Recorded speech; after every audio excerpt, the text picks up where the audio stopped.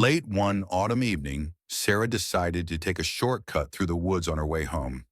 The sun had already dipped below the horizon, and the air was colder than usual.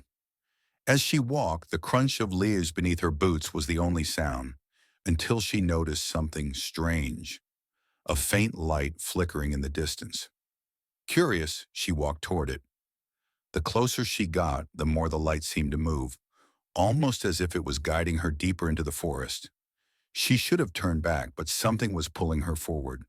Soon she came upon a small, dilapidated cabin. The light was coming from a candle flickering inside one of its dusty windows. Suddenly the door creaked open. Though there was no one in sight, a cold wind swept past her, carrying a faint whisper she couldn't quite make out. Against all instincts, Sarah stepped inside. Inside, the cabin was freezing, though the air felt thick, like it was suffocating. She glanced around, but the room was empty, except for a strange old rocking chair that moved back and forth on its own. As Sarah walked closer, the whispering grew louder, more distinct. It wasn't just one voice anymore. There were many murmuring in unison, like a chant. Suddenly, the chair stopped rocking. Sarah froze.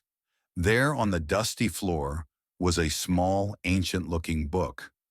She reached down and opened it, and as she did, the whispers turned into screams.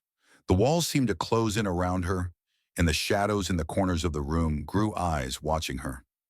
Before she could react, the door slammed shut, and everything went black.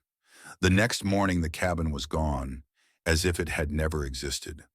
But Sarah never forgot that night, and she often dreams of the whispers, the shadows, and the book.